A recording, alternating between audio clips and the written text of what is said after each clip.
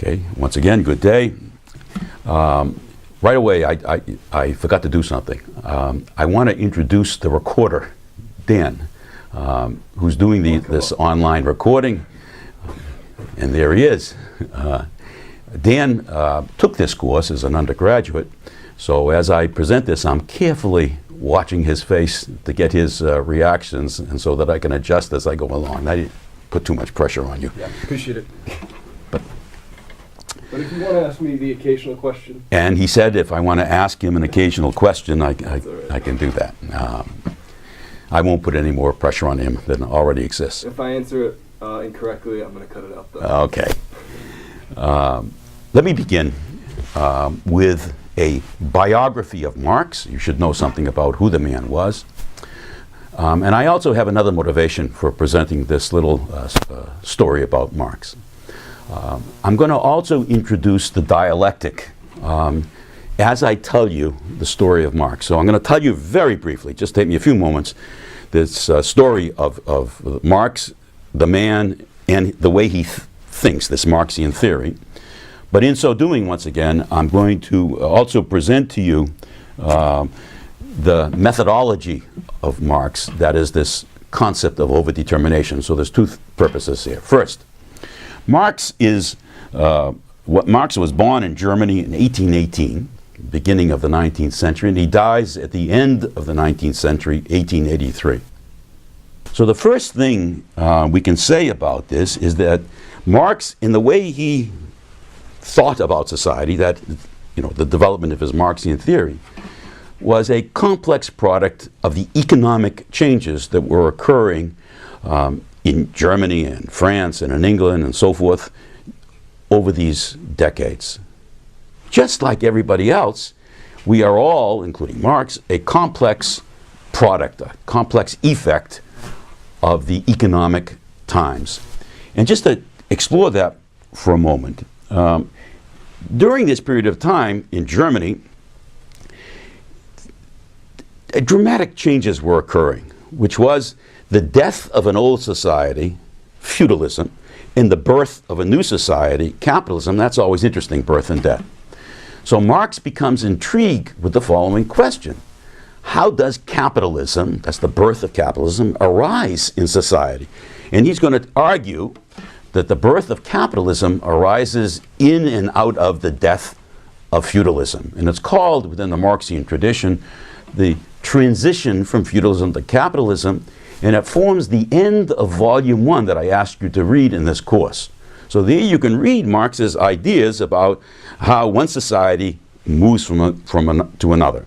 Bear that in mind, because Marx, and especially the Marxists after him, are going to also be concerned with a different kind of transition, which is the movement, the transition from capitalism to socialism and communism. So there is a lot at stake in this kind of theoretical analysis that Marx is going to present in terms of the movement of one kind of society to another.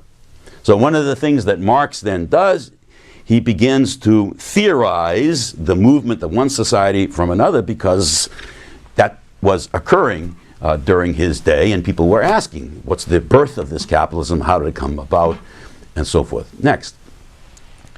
There's no question, as you all know, that this is a period of time in Europe in which there's enormous industrialization occurring as part of this growth and development of capitalism. You know, the Industrial Revolution, roughly, in England from 1750 to 1850, and then another one from 1850 to World War I. The revolution in textiles and consumer goods in the first 100 years, and then the revolution in all kinds of capital goods and heavy industry in the second, from 1850 roughly to World War I. That's occurring in Germany and Western Europe as well. It's a little bit later than what occurred in England, but nonetheless, tremendous industrialization. So Marx answers, or tries to come up with an answers to the questions of the day. What's producing all this industrialization? What is the nature of it? Third, the title of his book is called Capital. Well, that's an interesting question. People want to know, in this development of capitalism and this tremendous growth of industry, what is capital? So Marx begins to theorize, provide an answer to the economic questions of the day, not only the transition from feudalism to capitalism, not only what's causing industrialization, but what is capital? And of course, you can see the next question of what is a capitalist? So Marx is going to provide new answers to this question, as well as things like the following. What produces the value of something? How do we explain price of both inputs and outputs? So Marx is going to provide in Volume 1 of Capital, again, that which we're reading here, an explanation for the price of something. Okay, and let me pick up, since it connects to what we've already done, and we may as well make use of it. What Marx is going to try and show is that the price of something, I left it on the blackboard, the price of something in the market is connected to class exploitation. This is going to be a very famous and important part of his theory. What he's going to show is, again, that the price of an apple, the price of a car in the market, contains within it class exploitation. That's consistent with what we did before. Finally, since it's appropriate today, Marx is going to provide a theorization of the ups and downs of capitalism, the incessant business cycle that capitalism suffers from. So the booms followed by the busts followed by the booms. Marx is going to provide, and we're going to do that in exquisite detail in this course, a theorization, an explanation of the business cycle. So, to summarize, Marx in his thinking is a complex product of the economic changes of the day, but that's not all of it, right? That's only a small portion of it. Marx and his thinking are obviously, like all of us, a complex product of a variety of other things. For example, Marx is a product, he's complexly shaped by the influences of his mother and father. Marx carried with him, if I remember correctly, a picture of his father next to his heart for the rest of his life, and was buried with that picture. So, did his father have an influence upon him? I mean, think of what I just told you. Of course he did. Just like your father and my father had an influence on each of us, and our mothers and our grandmothers and grandfathers and brothers and sisters. So there's this personal impact that our families have upon us and the way we think. Also, his education. Marx studied at the University of Bonn for 1 year, then he went to the University of Berlin, a very famous university in Germany, and studied there. He studied there, by the way, at Berlin, and he made this transfer from Bonn to Berlin at the urging of his father. His father thought that Berlin was a more serious place for Marx, so he went there at the urging of his father. And he studied there the curriculum of the day, law and politics and so forth, philosophy. He got his PhD there, and in his dissertation for his PhD, he studied Greek philosophy. And one of the things that Marx worked on in his dissertation, and one of the things that Greeks were interested in, and we're going to come back to it in this course, is the notion of causation. There were two, if I may summarize this, there were two ideas of causation that many of the Greeks struggled with. One was a cause and effect idea in which A causes B causes C and so forth. The other was very different. The other was held by people who were skeptical that you could kind of order life into A causes B and causes C. They were called skeptics. And they argued something quite different. They argued that every cause was an effect and every effect was a cause. People like Epicurus and Zeno, they were skeptical that you could order the world. They didn't think that the entities that were being ordered were independent of one another, and hence you couldn't order them in such a way, because they were not independent, such that A would cause B, B would cause C, and so forth. In any case, Marx's notion of dialectics was influenced by his study of these Greek philosophers. Okay, so did his studies affect him the way he thought? And so, of course they did, just like you and me. Marx marries a young woman, Jenny von Westphalen, if I remember correctly, their last name.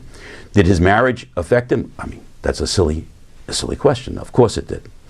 Marx had a friendship with a number of people, the most important with whom was Engels. So as you all know, Marx and Engels. Engels had a profound influence on Marx, as Marx did on Engels. Engels was a man of fairly wealthy means who owned some factories in England, and he helped to support Marx for much of Marx's life. Besides their intellectual relationship with the other and their political relationship with one another, they were comrades. But Engels also wrote checks to help support Marx. Marx suffered from poverty over much of his life. And the question, did poverty affect him? Of course it did. So his friendship with Engels, his marriage, the economic events of the day, his studies, those all helped to shape the way he thought. Marx was also a student of French socialist writings. He was both enamored with and criticized the French socialists. The French socialists were unhappy with the capitalism of the day. So Marx was attracted to these individuals who were unhappy with the capitalism of the day as it was growing up, especially in France. But Marx differed from them as well and provided a criticism of them, once again, to pick up what we did before. And the reason is because the French socialists, according to Marx and according to Engels, did not have a class criticism of society. They criticized society, the poverty of the day and so forth, the business cycle, but they did not connect their criticism to surplus value. And so that Marx is going to provide a critique of them for that reason. He also studies British political economy that was growing in the day. He studies Adam Smith. He studies David Ricardo and still others. So he begins to study economics, not just Greek philosophy, not just the French socialists, not just history, but also economics. And in part, he's going to come up with an economic theory that is different from Smith and Ricardo, but he's always very respectful of those mighty thinkers. It just goes on and on. Let me just give you one more. Marx was a political refugee. That is, even as a young man, he became noted to the authorities as a person who was a problem in Germany, a problem in France, a problem in Belgium.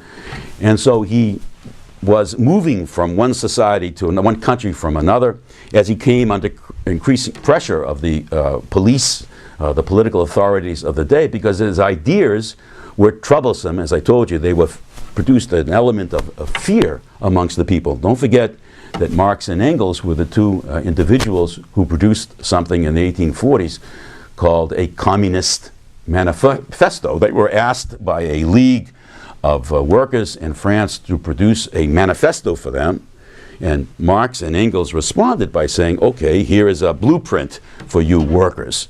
And that blueprint for the workers was very, very important in the revolt of the workers across Eastern and Western Europe in the 1840s. Okay, so Marx was a problem, okay, and that aspect of his being a problem and his being a political refugee, ends up in England, affected him, just like anyone being a political refugee has her ideas and her experiences colored in part by that experience. Let me summarize this then, okay, because there's a theory here. So what I'm going to do now, I told you a little bit about the story of Marx, but I want to now use it to kind of get across, if I can, this notion of the dialectic or overdetermination over these decades. Just like everybody else, we are all, including Marx, a complex product, a complex effect of the economic times. And just to explore that for a moment, during this period of time in Germany, dramatic changes were occurring, which was the death of an old society, feudalism, and the birth of a new society. Marx was born in Germany in 1818, beginning of the 19th century, and he dies at the end of the 19th century, 1883. So the first thing we can say about this is that Marx, in the way he thought about society, that, the development of his Marxian theory, was a complex product of the economic changes that were occurring in Germany and France and in England and so forth. But if you want to ask me the occasional question. And he said if I want to ask him an occasional question, I can do that. I won't put any more pressure on him than already exists. If I answer it incorrectly, I'm going to cut it out, though. Okay. Let me begin with a biography of Marx. You should know something about who the man was. And I also have another motivation for presenting this little story about Marx. Okay, once again, good day. Right away, I forgot to do something. I want to introduce the recorder, Dan, who's doing this online recording. And there he is. Dan took this course as an undergraduate, so as I present this, I'm carefully watching his face to get his reactions, and so that I can adjust as I go along. I didn't put too much pressure on you. Yeah, appreciate it.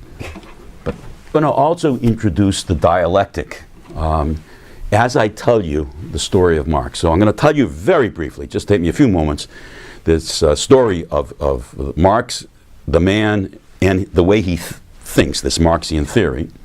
But in so doing, once again, I'm going to also present to you the methodology of Marx, that is this concept of overdetermination. So there's two purposes here. First, Marx is